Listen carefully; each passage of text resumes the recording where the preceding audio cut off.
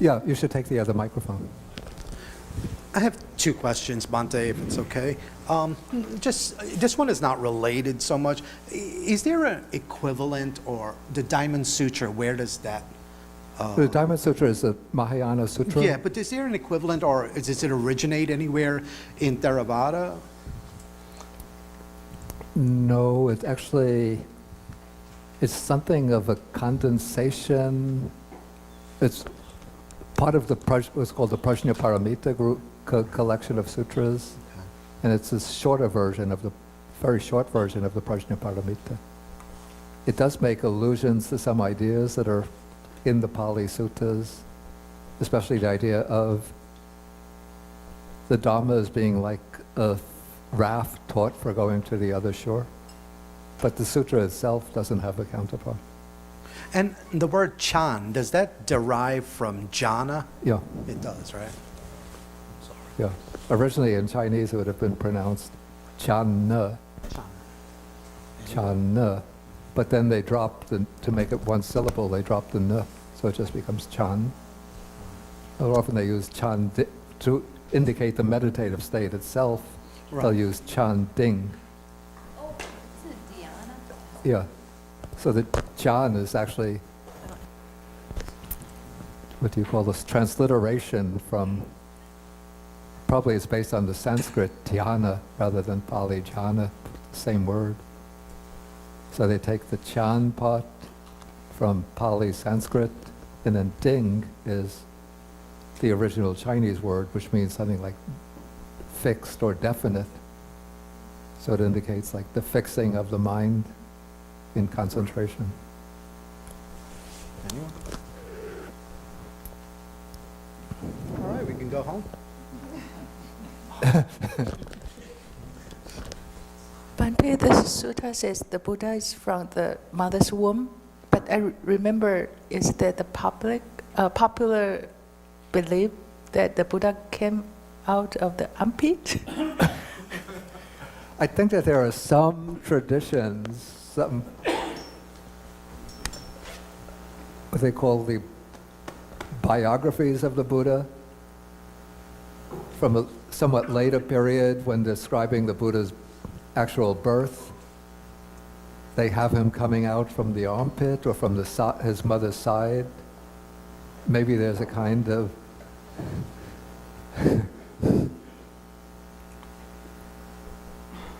among some of the puritanical monks,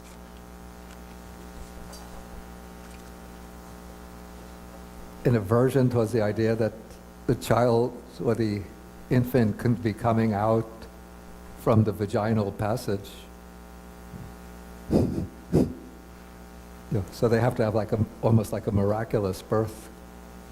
It seems like it's alluding to that. I mean, in a way, I don't want to. It doesn't seem. It seems to make it like more divine than if. I mean, that's why I say that a lot of, up till the last paragraph of the sutta, it seems that the text here is indicative of a period which is moving towards the glorification of the Buddha. Some will say deification, though he doesn't actually become a god. And then there was one of the schools, the early schools, or a branch of one of the early schools, the Lokuttaravadins, they were called, a branch of the Mahasangika school, held that the real Buddha never takes birth, that the real Buddha remains in a kind of divine realm, always sitting perpetually in uninterrupted samadhi, but out of compassion for deluded beings, the Buddha conforms to the ways of the world by showing himself as taking birth, going through the stage of being unenlightened so that he can enjoy pleasures in the palace, then renouncing, achieving enlightenment, then teaching and passing away into nirvana. But the real Buddha never passes away. He's always enlightened, always sitting in enlightened samadhi. And then this idea, even though it originates in one of the early schools, then it sort of comes into, in a somewhat different form, into some of the Mahayana sutras, particularly the Siddharma Pundarika, the Lotus Sutra. Any idea why it was chosen to be included in these discourses, being that it's unrelated? Well, as I said, it seems indicative of a period where the Buddhist community doesn't want to understand the Buddha as an ordinary human being, or having been an ordinary human being. And so there comes a glorification. But looking at this from another point of view, I mean, I don't know the answers. I'm not, I don't have omniscient knowledge of this. But let us suppose that, and I would think that somebody who's going to become the Buddha doesn't do so just by chance, but he has to have had or fulfilled certain excellent qualities over many lives, no? So I would think he's, according to the account of the paramitas, that he's fulfilled, perfected generosity, virtuous behavior, taking the southern list, renunciation, wisdom, truthfulness, and so on. The northern list, including, will both have energy, patience, and certainly meditation, wisdom. So he's fulfilled all of these qualities, and I would think, you know, in little babies, you put them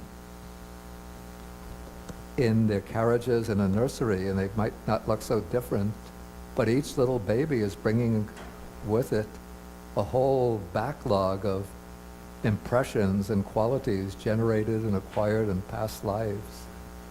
And so I would think that somebody who has fulfilled all of these excellent qualities over so many lives, their birth would not be like that of, you know, Joe Smith, who's just going to be working as an auto mechanic and married with 2 or 3 kids and going to the bar to drink with his friends on Saturday night and playing with his poker group on Sunday afternoon, whatever. Are you talking about Joe or me? I don't have anything against auto mechanics. I'm just choosing a...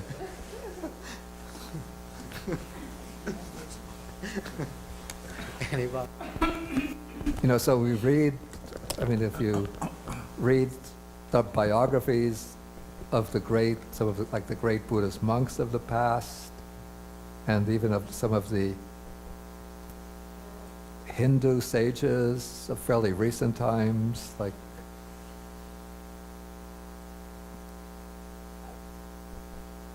maybe Sri Ramakrishna, or Ramana Maharshi. I mean, their births are not quite like this, but some kind of auspicious phenomena take place at the time of their birth. So I would think, you know, that there are more things between heaven and earth that are dreamt of in our reductionist, materialist philosophies. Yeah, please. Hi. So first, sorry for my ignorance if my question really sounds like that, very ignorant. I wonder why there is different Buddhism, the Theravada and the Mahayana, and also there is Tibetan, this more secretive way of Buddhism. Why this difference exists, and also like for us, how for example, me, how do I know which one should I study? Yeah. And also when I study it, how should I balance my effort from like a scholarly approach, just study Buddhism versus practicing just by meditate? Maybe I don't have to understand any of the theory, but if I practice, I can experience it. So there's this. I can devote my efforts into the scholars type study versus just practice. How should I regard this? Thank you. Well, these are 2 big questions. Like, it almost takes a whole class or a whole course to deal with them. Okay, first, why there's different forms of Buddhism. Okay, the Buddha taught for 45 years, and even we could see within the circle of the Buddha's disciples, different groups of monks would have different points of emphasis. So some would put a lot of emphasis on quiet meditation, some would put emphasis on wisdom or insight, some specialized in the discipline, the vinaya, others specialized in learning or study of the text. So even during the Buddha's time, there was sort of differences of emphasis according to the different inclinations and temperaments of the people who were being taught. Okay, and naturally as time went by, the Buddhist community spread out over wider areas in India. And then initially, during the early period, say on the essentials of the teaching, there was agreement, but they would have different sort of philosophical interpretations. And so in this way we get, according to the traditional account, 18 schools representing early Buddhism. And we don't know the positions of all 18 schools, but there were about 4 or 5 main schools with different points of emphasis. Okay, then as time went by, then out of some of the early schools there emerged the form which is now called Mahayana Buddhism, and then new scriptures applied, which are called the Mahayana Sutras, which introduced a new ideal, new philosophical interpretations. And even the Mahayana itself went through about at least 3 waves, each one bringing up new scriptures and new philosophical schools. And so we get, this is still in India, what's called the Madhyamaka school or the middle way school, the Yogacara school, the mind-only school.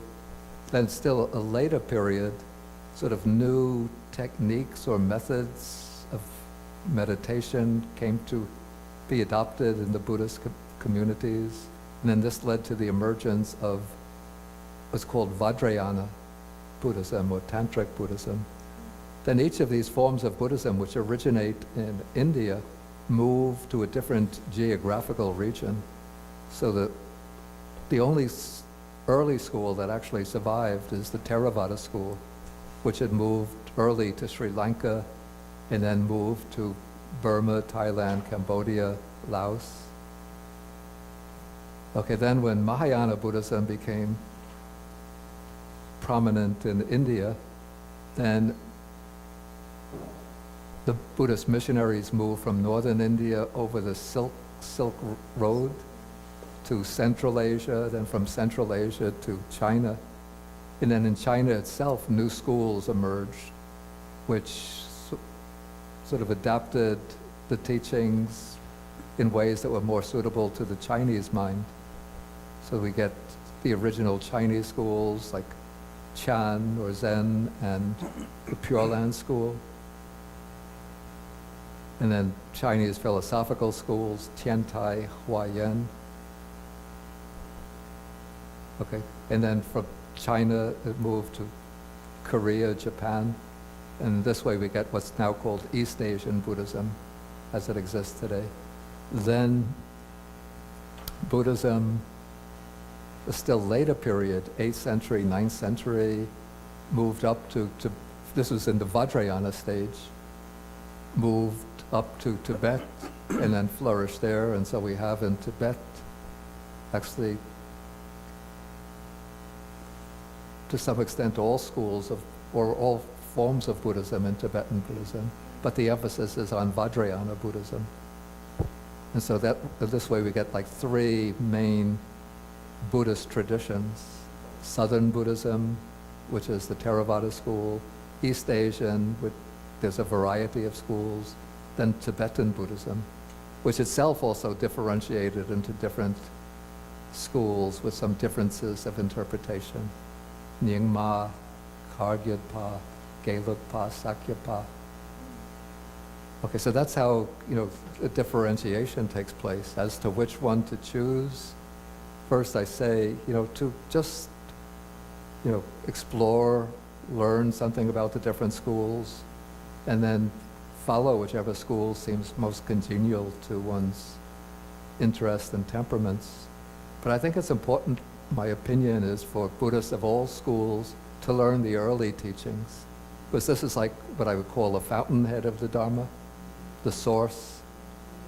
And so, unfortunately, what has tended to happen in East Asian Buddhism is that the different schools there would form around particular Mahayana Sutra without putting much emphasis on learning anything else about the broader Buddhist systems.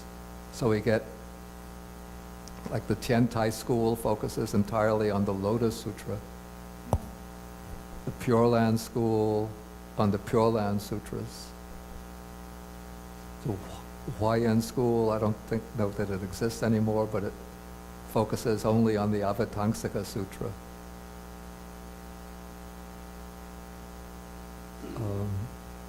And so there was a neglect of, so each school would just focus the center around its own particular text and not learning the other, the older, more original teachings. It's somewhat different in Tibetan Buddhism because they preserved at least the Abhidharma systems from the early school, one of the early schools there. So they have a better knowledge of the early Buddhist teachings. But still, they didn't translate the Sutra Pitaka into Tibetan, or the Sutra Pitaka from the early period was not in its entirety translated into Tibetan, only a few individual sutras. But now I think it's important for Buddhists of all the schools to learn the early teachings. And the only school that has a complete collection of the early teachings that survived is the Theravada school. So whether one is following Theravada Buddhism itself, or East Asian Buddhism, or Tibetan Buddhism, I say it's important to learn the suttas from the Pali Canon. Even I heard that the Dalai Lama has commissioned a number of monks to go to study Pali very intensively in order to be able to translate the Pali suttas into Tibetan. And now there's like a big project in Taiwan to translate the Pali Canon again into Chinese. There was an earlier translation done, I think, through the Japanese translation, but Chinese readers say that it's not so clear. Is that how you put it? Not so accurate also.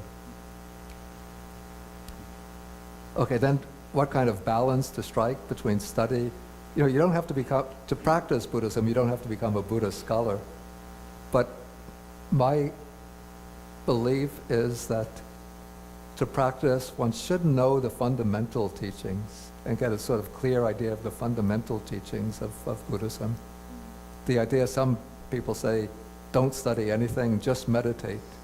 But that gives you a limited perspective, I think. Because otherwise it's a little bit like, I'd say, like driving a car without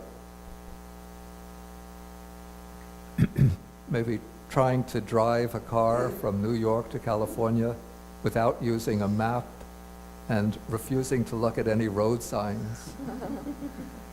So you just keep your eye on the road ahead of you and just drive down any street you choose at random, then you can just be going in circles and not get any place. So if you're going to drive the car, you should use a map, whether a paper map or well, actually nowadays, I'm afraid you put on the GPS.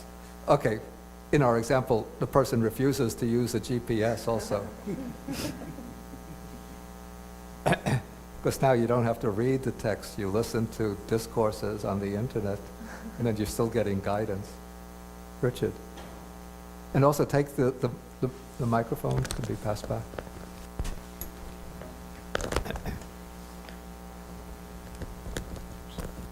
Yeah, there's a doctrine, right, that that after that is once one enters the stream, right, that then you are assured to become an arahant within 7 lifetimes, right? Right.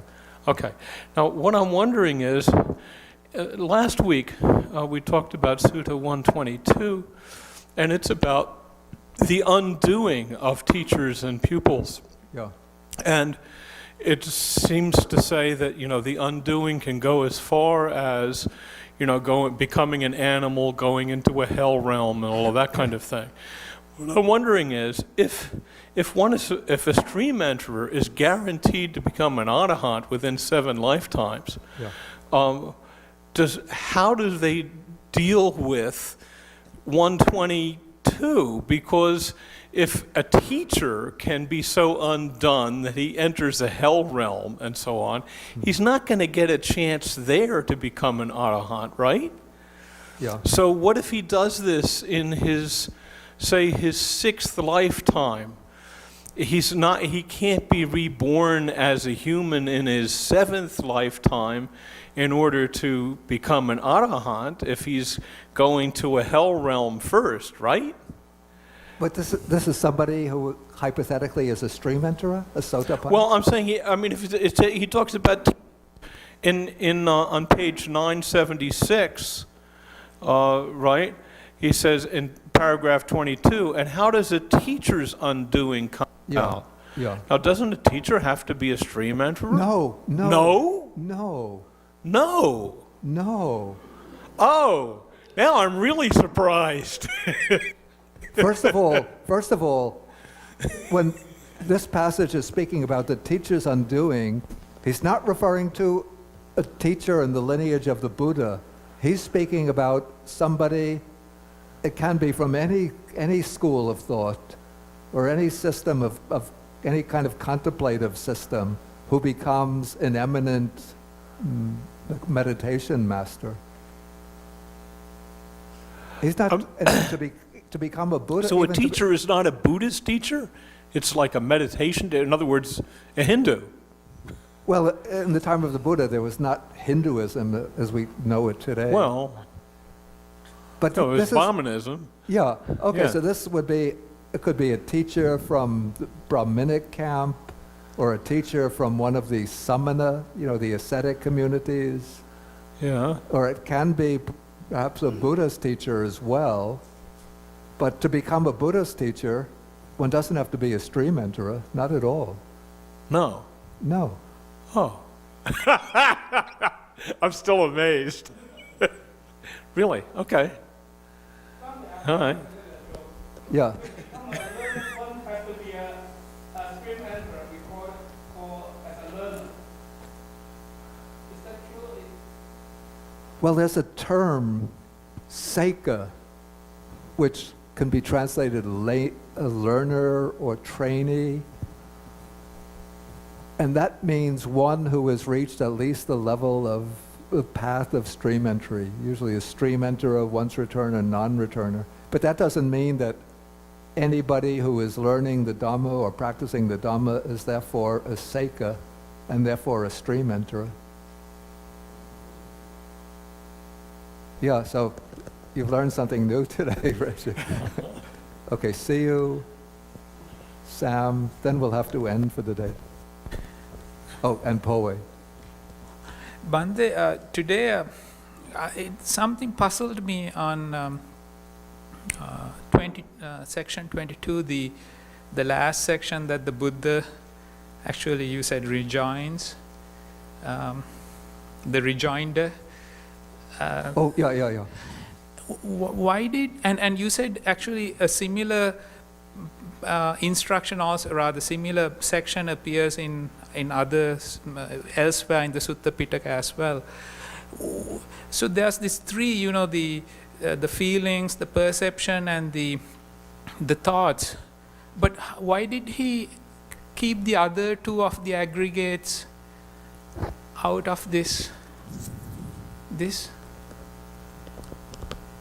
Yeah, this isn't actually, though two of the factors mentioned here represent two of the aggregates, but thoughts is not explicitly identified with with any of the aggregates. Oh, in So- part, sorry. So normally it's included within the sankhara khanda, the aggregate of volitional activities. But it seems that this is not the scheme of the aggregates here. It's just 3 types of mental events. Okay, Sam?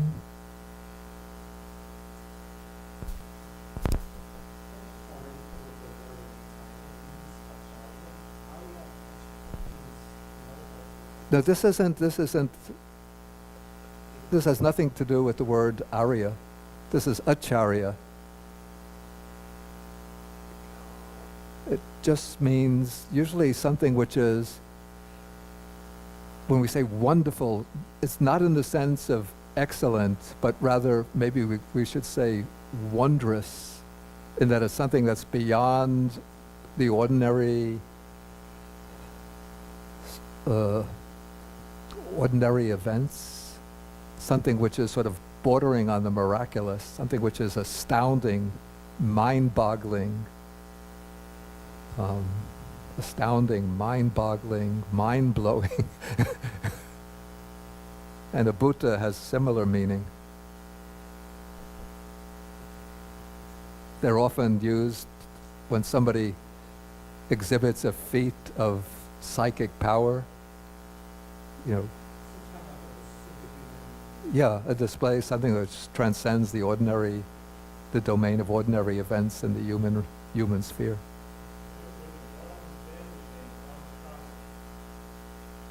Named.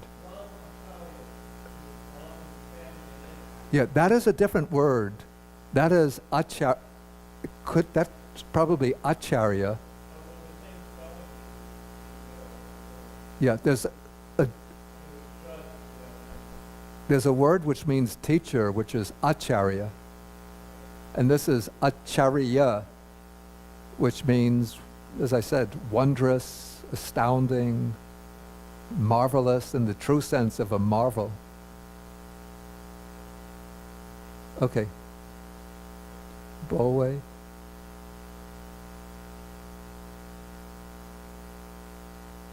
Put it on. Bhante, my question is about the efficacy when I pray to the Buddha in the Theravada tradition, because the Buddha say, this is my last birth, Yeah. right?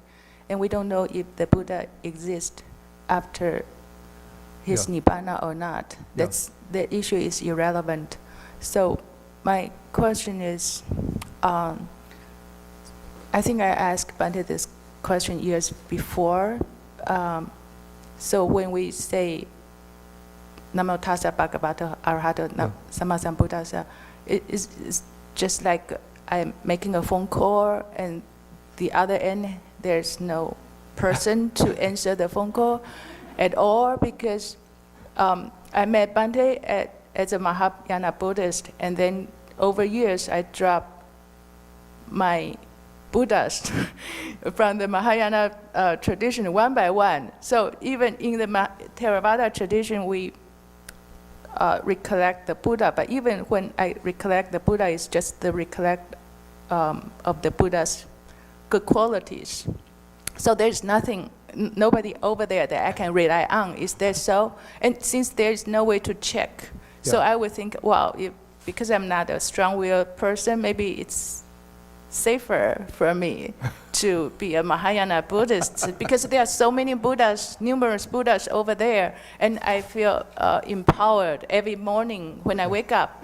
Yeah. But if I follow the Theravada tradition, I have to be self-reliant, right? Is there just when I make pray to the Buddha, what would happen in the Theravada tradition? I have my own understanding of this. That even though the Buddha as an individual sort of comes to an end, but what happens is that the Buddha becomes the Dharma in a sense. And the Dharma preserves, it's sort of like an immensity of power, spiritual power. So when one directs one's mind towards the Buddha as sort of the physical or personal representation of the Dhamma, if one has the good intention or a noble, worthy aspiration, one is drawing upon an immense power source which is helping to promote the fulfillment of that aspiration. But it doesn't mean that the aspiration can be fulfilled without personal effort on one's own part. And if one sort of prays to the Buddha asking for selfish things, maybe it's not going to work, because then the aspiration is corrupted by greed, aversion, or by greed. So, Bhante, I don't want to be driving the Toyota anymore. May I wake up in the morning and find a Mercedes in my driveway?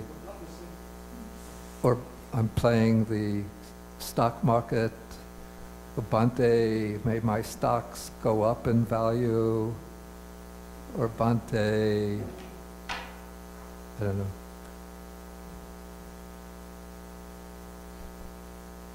May my son do well in school. May he get all A's. Even though he doesn't study, he just goes to the tavern. That's not going to work. But if one makes good aspirations,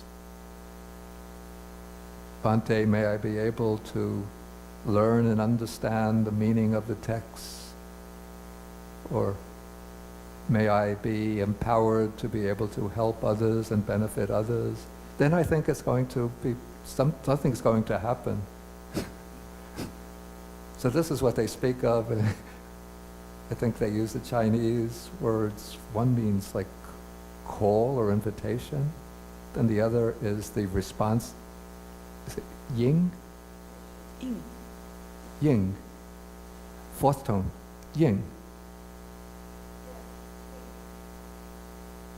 The call, I don't remember the word for that. Is it yuan, meaning vow? Yuan. Yuan.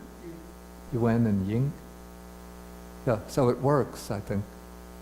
How it works, it's something that boggles the mind, but it works. Okay, we take one more.